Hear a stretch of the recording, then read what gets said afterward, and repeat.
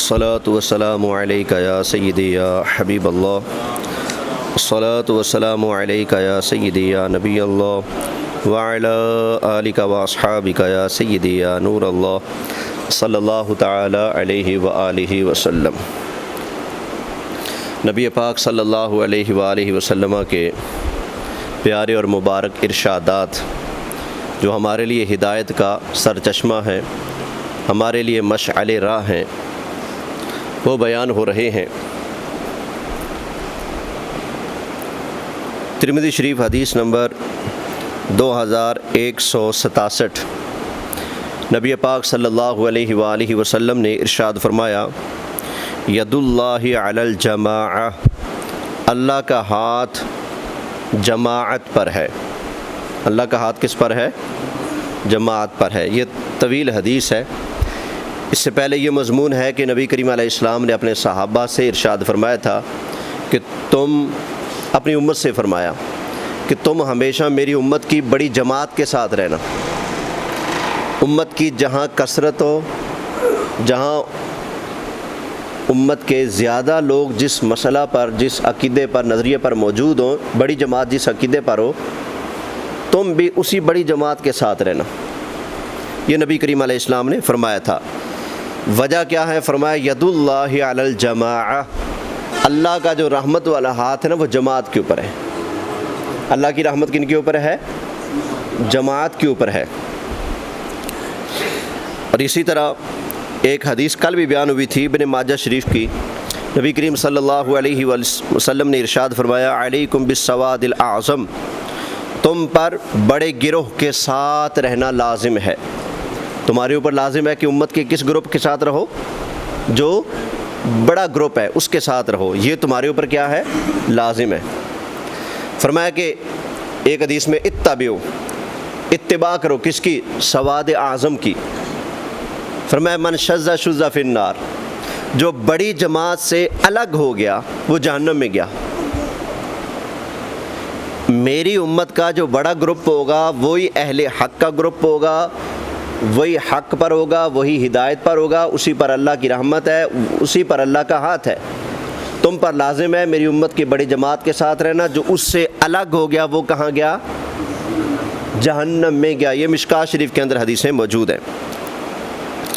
لو جی، اگلی حدیث پاک اپنے مضمون کے اعتبار سے دیکھیں تو بڑی دھماکہ دار یہ حدیث پاک ہے۔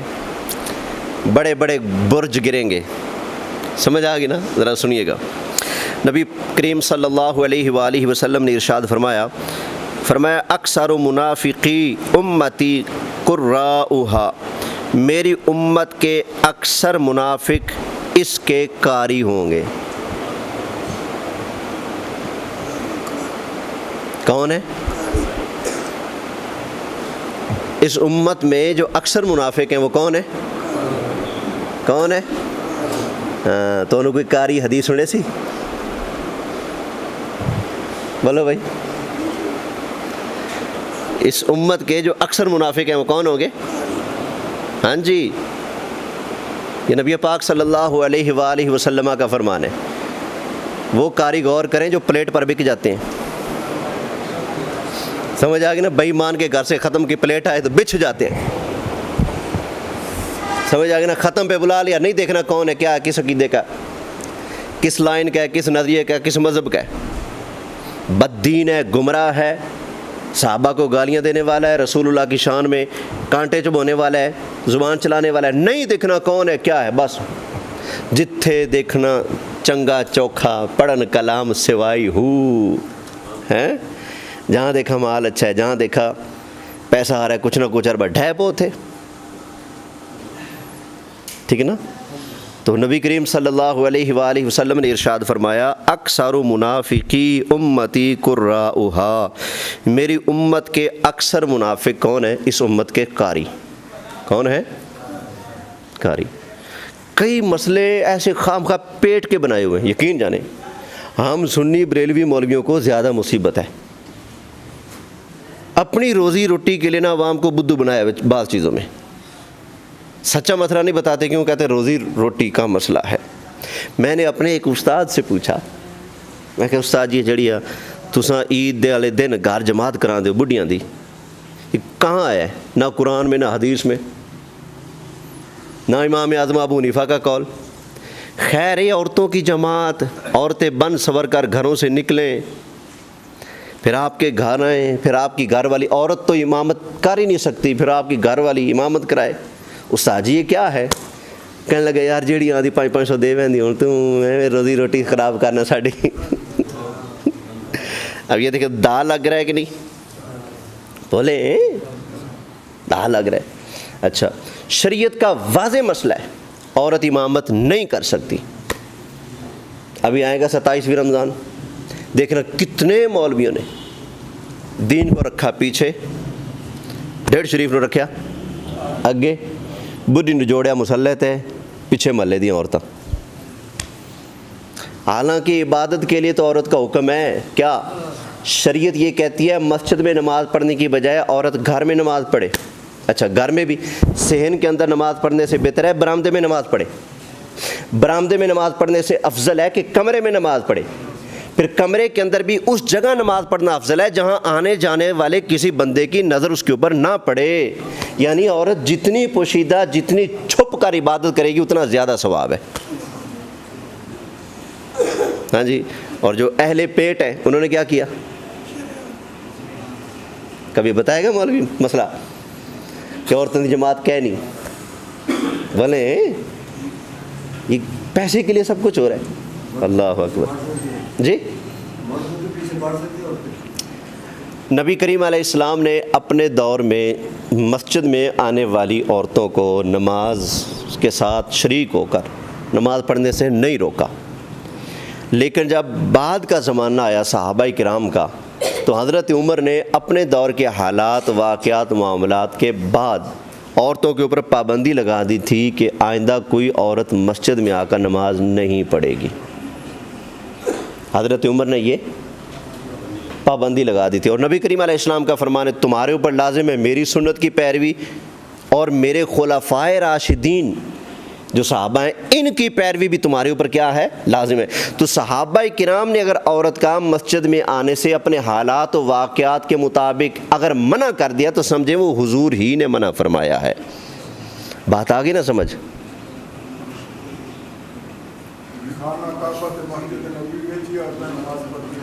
वो और मसला है। खाना काबा में तो जाकर औरतों ने तवाफ़ भी करना है ना, हज भी करनी है, उम्रा भी करना है, वहाँ का मसला अलग है। ठीक है ना? वो रसूलुल्लाह की बारगाह है, वहाँ तो सब ने आना है। ठीक है ना? हज के मौके पर बंदे का एक इम्तिहान भी होता है। उम्रा और हज के मौके पर जो औरत हर जगह अपने चेहरे को ढांप कर रखती है, उसने काबा में जाकर अपना चेहरा छुपाना नहीं है जब काबा का तवाफ़ करना है। समझ आ गई ना? अगर छुपाएगी तो दम वाजिब होगा। छुपा नहीं सकती, चेहरा खोल कर तवाफ़ करना है। अब बंदों का इम्तिहान है कि पहले तो कहते बाद दुनियादारी में फिर रहे हैं, अब अल्लाह के घर में आए हुए। अब इम्तिहान है कि अल्लाह के घर में आकर तुम क्या करते हो, यहाँ तुम्हारे दिलों में खौफ खुदा कितना है। अगर वहाँ नज़र बच गई तो समझे अब वाकई खौफ खुदा है। अगर वहाँ जाकर भी बंदा शिकार ही करता रहे। हमारे इलाके से एक ग्रुप गया इसी एरिया से, उम्रा करने के लिए जमात गई। अच्छा, पता नहीं उन्होंने फिर क्या उम्रा किए और क्या किए, होटलों में पड़े रहते थे, नमाज के लिए कभी गए कभी ना गए। अच्छा, एक साहब कहते कि मैं उसको दा लगा रहा हूँ क्या कि चलो तुम हरम शरीफ चलो नमाज के लिए, मैं आता हूँ। उनको टोर कर चल किसी होटल दे चक्कर से, फलाने होटल में एक खूबसूरत माई देखी थी, उसके पीछे वहाँ जाकर भी औरतों के चक्कर में फिर रहे हैं हमारे इलाके के लोग। समझ आ गई ना? अल्लाह ताला शर्म नसीब फरमाए, हिदायत नसीब फरमाए। वहाँ जाकर भी यही कुछ करना है तो बस फिर जाने का मकसद तो हासिल है ना हुआ। खैर बातों से बातें निकल रही हैं। तो नबी पाक सल्लल्लाहु अलैहि वसल्लम ने इरशाद फरमाया अक्सर मुनाफिकी उम्मती कुर्राउहा, मेरी उम्मत के अक्सर मुनाफिक इस उम्मत के कारी है। एक मुनाफिकत इनकी दीन के साथ ये है कि वो लोगों की परवाह करते हैं, लोगों का मुंह देख कर दीन बयान करते हैं। लोग ये मसला बयान करना पसंद नहीं करते, हाथ नहीं पाना। ये बात बयान करूंगा लोग नाराज़ हो जाएंगे, मौलवी मसला छोड़ देगा। لوگوں کا منہ دیکھ کر دین بیان کرنا. اور یہ بیماری تقریباً 90% لوگوں میں پائی جاتی ہے. یقین جانیں 90% لوگوں میں وہ لوگوں کا منہ دیکھ کر دین بیان کرتے ہیں. علاقے والے کہتے ہیں نا بھائی یہاں فلانے رہتے ہیں, بات نہیں کرنی, ٹھیک ہے باش جو حکم. لوگوں کی منشا کی, لوگ تو پہلے چاہتے ہیں کہ ہمارے خلاف بات نہ ہو. بات دین کی ہونی چاہیے اگرچہ جگ ناراض ہو جائے. ہونا تو یہ چاہیے تھا, بے شک جگ ناراض ہو جائے, خدا رسول ناراض نہ ہو. یہ کیا کہتے ہیں, خدا رسول ناراض ہوتے ہیں تو ہوں, ہمارے مقتدی ناراض نہ ہو, ہمارے متولی صاحب مسجد کے ناراض نہ ہو, ہمارے نمازی محلے دار چودھری صاحب, رانا صاحب, فلاں صاحب, ڈمکان صاحب یہ ناراض نہ ہو جائیں. تو لوگوں کی ناراضگی کی پرواہ ہے, ان کی خوشی کے لیے فلاں فلاں مسائل بیان نہیں کیے جائیں گے, ٹھیک ہے. لیکن خدا رسول کی ناراضگی کی پرواہ بولیے نہیں ہے. اللہ اکبر. تو یہ بھی ایک پہلو ہے ان لوگوں کے اندر پایا جاتا ہے جو سٹیج کے اوپر آتے ہیں. اے خدا کے بندو, نبی کریم علیہ السلام کا فرمان تم کیوں بھول جاتے ہو؟ نبی پاک صلی اللہ علیہ وآلہ وسلم نے ارشاد فرمایا تھا کہ تم میں سے کوئی بندہ اگر برائی کو دیکھے نا تو اپنے ہاتھ سے روکے, برائی کو اپنے ہاتھ سے روکے. نہیں روک سکتا تو بولیں زبان سے روکے. ہمارے ایک نمازی نے میرے ساتھ ٹھیک ٹھاک تکرار کیا, تو میں تک بات آ گئی. وہ کہتے ہیں جی آپ مرید کے کی بات یہاں کیوں کرتے ہیں؟ مرید کے میں ہماری حکومت نے جو قتل عام کیا, 1000 کے قریب ہمارے پاکستانی شہری جو حکومت نے مارے, لاشوں کو آگ لگائی, لاشوں کے وارث لاشیں لینے گئے تو ان کو بھی جیلوں کے اندر بند کر دیا, گھروں کو مسمار کیا, عورتوں کو گھروں سے اٹھا لیا. تحریک کو چھوڑ دو, ریزائن دلوانے کے لیے ان کے بچوں کو پانی کے ڈرم بھرے ہوئے کے اندر الٹا لٹکا دیا. تمہارے بچوں کو پانی کے اندر ڈبو کے مار دیں گے, یہاں بیان دو کہ ہم بیزار ہیں تحریک سے. اس ظلم اور ستم کے خلاف میں نے آواز اٹھائی. ہمارے ایک نمازی صاحب مجھ سے لڑ پڑے, اچھی خاصی تو میں کرنے لگے. تو کیا میں اس کا منہ, اس کی ناراضگی دیکھ کر دین بیان کرنا چھوڑ دوں؟ سچی بات بیان کرنا چھوڑ دوں؟ اگر میں چھوڑ دوں لوگوں کی پرواہ کر کے کہ لوگ ناراض ہوتے ہیں, پھر مجھ سے بڑا کوئی منافق نہیں. کیوں؟ مجھے لوگوں کی پرواہ ہے, دین کی پرواہ نہیں, امت کی پرواہ نہیں. ہونا یہ چاہیے کہ لوگوں کی پرواہ نہ ہو, خدا رسول کی پرواہ ہو کہ کہیں خدا ناراض نہ ہو جائے, رسول اللہ ناراض نہ ہو جائے. اللہ اکبر. دعا کیا کریں میرے لیے بھی, میں آپ کے لیے. اللہ ہمارا شمار منافقوں میں نہ فرمائے. منافق کون ہوتا ہے؟ جس کے دو رخ ہو. کہیں حکم ہوتا ہے جی ایتھے وابی رہتے ہیں تو نہ چاڑ دو, ٹھیک ہے جی. کہیں حکم ہوتا ہے ایتھے شیعہ رہتے ہیں, خبردار ان کے خلاف تقریر نہیں کرنی, وہ کہتا ہے ٹھیک ہے جی. یہ لوگوں کا منہ دیکھ کے دین بیان کرنا ہوا نا. میرا مزاج ہے, میں جہاں تقریر کے لیے جاتا ہوں میں پوچھتا ہوں یہاں بیماری کون سی ہے. لوگ پوچھتے ہیں کون سی بیماری ہے, پتہ لگ گیا تھے فلانے رہتے, پھر اس مسئلے کو نہیں چھیڑنا, حضرت ناراض ہو جائیں گے, ویلیں بند ہو جائیں گی. میری عادت یہ, میں پوچھتا ہوں یہاں کون رہتے ہیں؟ جی یہاں مرزائی رہتے ہیں. میں کہتا ہوں پھر آج ان کی خیر نہیں, انشاءاللہ میں ان کو آج سناؤں گا, میں ان تک پیغام پہنچاؤں گا. یہاں کون رہتے ہیں؟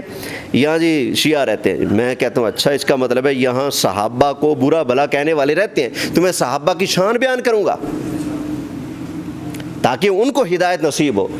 بھائی یہاں جراثیم ہے تو جراثیم کو مارنے کی بات ہوگی نا. جہاں آگ لگی ہے آپ پانی چھڑکا کر آگ کو بجھانے کی بات کرو. جہاں پہلے آگ لگی پڑی ہے کہ لوگ صحابہ کو گالیاں دے رہے ہیں, آپ بھی وہاں جا کر چپ ہو گئے اور سچی بات ہی نہیں کی. آپ نے پھر ہدایت کا پیغام تو نہ دیا, آپ تو حالات کے ساتھ سمجھوتا کر کے نا چلو تم ادھر کو ہوا ہو جدھر کو, یہ تو ایسے ہو گیا نا. تو یہ سٹیج کی ذمہ داریاں نہیں سمجھی جا رہی, صحیح طرح سے نہیں نبھائی جا رہی. سٹیج اور ممبر کی ذمہ داریاں اللہ تعالیٰ سمجھنے کی اور صحیح طرح سے نبھانے کی توفیق عطا فرمائے. نبی کریم علیہ السلام نے ارشاد فرمایا جب بدعتیں عام ہو جائے, کیا چیزیں؟ جب میری امت کے اندر بدعتیں عام ہو جائیں, خرافات عام ہو جائیں, لم یظہر العالم علمہ, جس بندے کو اللہ نے دین کا علم بخشا ہے وہ اپنا علم ظاہر نہ کرے, سچا مسئلہ سچی بات بیان نہ کرے. فعلیہ لعنۃ اللہ والملائکۃ والناس اجمعین، اس پر اللہ کی لعنت ہے، فرشتوں کی لعنت ہے، اور تمام لعنت کرنے والے لوگوں کی بھی اس کے اوپر لعنت ہے۔ کس کے اوپر؟ جس کے پاس علم ہو اور پتہ ہو کہ غلط ہو رہا ہے، علم ہونے کے باوجود لوگوں کی رہنمائی نہ کرے، راہبری نہ کرے، اس کے اوپر کیا ہے؟ اللہ رسول کی، فرشتوں کی لعنت ہے۔ تو مجھے کئی لوگ کہتے ہیں یہ سختی کیوں کرتا ہے؟ میں نے کہا میں لعنت سے بچنا چاہتا ہوں اگر نرمی کروں تو پھر لعنت پہندی گلے، سختی کرنی پڑتی ہے، سمجھ آ گئی نا؟ اللہ اکبر۔ خیر آگے سنیں، دارمی شریف کی حدیث ہے، نبی کریم صلی اللہ علیہ وآلہ وسلم نے ارشاد فرمایا، آفت العلم النسیان، علم کی تباہی نسیان سے ہے۔ علم کیسے تباہ ہوتا ہے؟ نسیان سے، بھول جانے سے۔ آگے ارشاد فرمایا، مسلم شریف کی حدیث ہے، حدیث نمبر 7، فرمایا کفا بالمرء کاذبا ان یحدث بکل ما سمع، کسی آدمی کے جھوٹا ہونے کے لیے اتنا کافی ہے کہ وہ ہر سنی ہوئی بات کو آگے بیان کر دے۔ جو شخص سنی سنائی باتیں بیان کرتا ہو نا آگے، وہ جھوٹا ہے، اور نبی کریم علیہ السلام نے فرمایا اس کے جھوٹا ہونے کے لیے اتنا ہی کافی ہے کہ وہ ہر سنی سنائی بات کیا کر دیتا ہے؟ تصدیق کرنی چاہیے، پہلے تحقیق کرنی چاہیے کہ یہ بات میں بیان کر رہا ہوں یہ ہے بھی یا نہیں۔ اکثر ہمارے سریلے، جوشیلے، بڑکیلے خطیب ہوتے ہیں نا، وہ اپنی تقریروں میں اکثر جھوٹی باتیں بیان کرتے ہیں، جھوٹے واقعات، قصے، کہانیاں بیان کرتے ہیں۔ سمجھ آ گئی نا؟ تو آقا علیہ السلام کیا فرماتے ہیں؟ کسی شخص کے جھوٹا ہونے کے لیے اتنا کافی ہے کہ وہ ہر سنی سنائی بات ہے آگے کر دے۔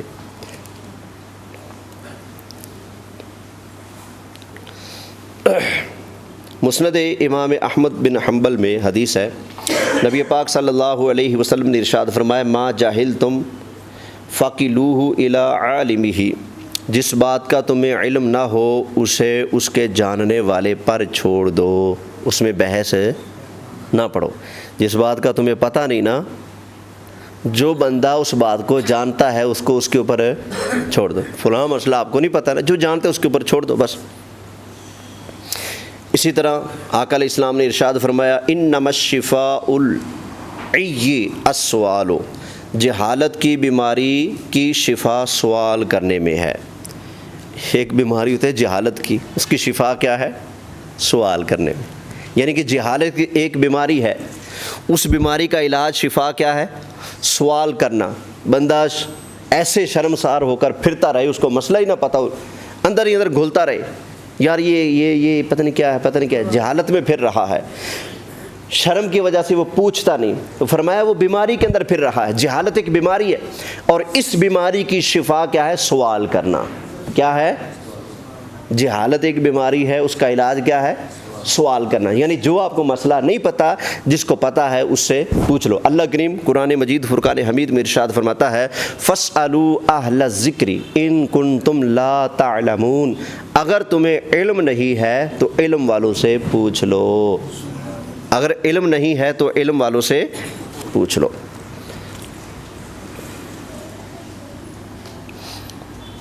اب یہ واعظین کے لیے ایک حدیث بیان آ رہی ہے، ان کو ذرا اس کے اوپر غور کرنا چاہیے۔ نبی پاک صلی اللہ علیہ وآلہ وسلم کا فرمان عالی شان ترمذی شریف کے اندر حدیث نمبر 2951 ہے، فرمایا اتقوا الحدیث عنی الا ما علمتم، میری حدیث بیان کرتے وقت اللہ سے ڈرو سوائے اس کے جس کا تمہیں صحیح علم ہو۔ یعنی میری حدیث بیان کرتے ہوئے نا اپنی طرف سے بیچ میں باتیں ڈال کر، تڑکے لگا کر بات نہیں سنانی، جتنی میری حدیث ہے نا اتنی ہی سنانی، اس کے اندر اپنی طرف سے کوئی اضافہ۔ اس لیے فرمایا کہ اتقوا الحدیث عنی، میری طرف سے حدیث بیان کرتے ہوئے اللہ سے ڈرو، الا ما علمتم، وہی بیان کرو جس کا تمہیں علم ہے۔ بعض اوقات یہ بھی سنتے ہیں ہم لچھے دار خطیبوں سے، ایک حدیث ہوتی ہے جو 2 لائنوں میں ہے، ٹھیک ہے، اس کو وہ بیان کریں گے آدھے گھنٹے میں، اپنی طرف سے بنانے۔ اللہ اکبر۔ اس لیے امام غزالی فرماتے ہیں جتنا دین کو نقصان واعظین نے پہنچایا ہے اتنا کسی اور نے نہیں پہنچایا۔ سمجھ آ گئی نا. جتنا اس لیے تو نبی کریم علیہ السلام بھی فرما گیا نا میری امت کے اکثر منافق کون ہیں؟ بولیں ہاں جی.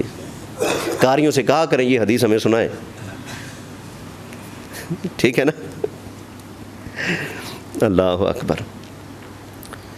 آقا علیہ السلام نے ارشاد فرمایا ابو داود شریف کی حدیث نمبر 3252 فرمایا من قال فی کتاب برأیہ فاصاب فقد اخطأ.